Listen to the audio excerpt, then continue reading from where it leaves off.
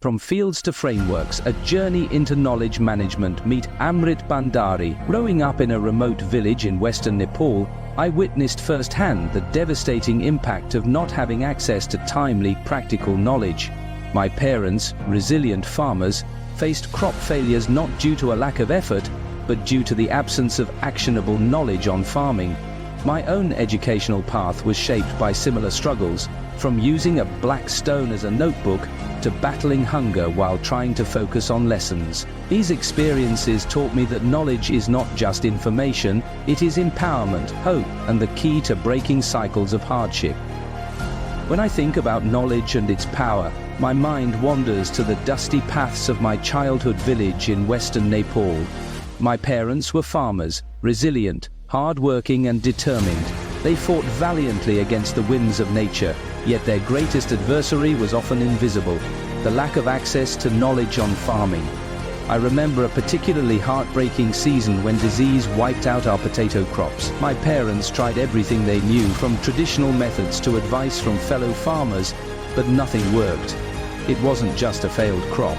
Days spent without enough food, nights of despair, and a haunting sense of helplessness.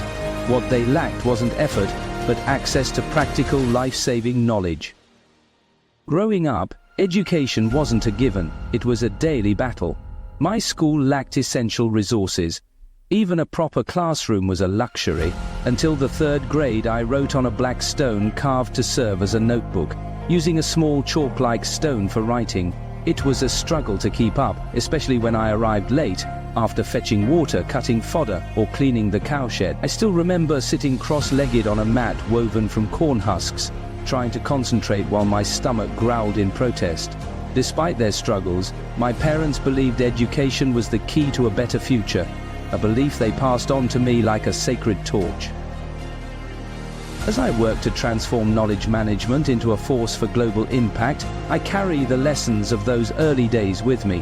Whether in the fields of Nepal or the frameworks of modern organizations, the ultimate goal remains the same: to ensure that knowledge flows where it's needed most, changing lives and creating futures filled with promise.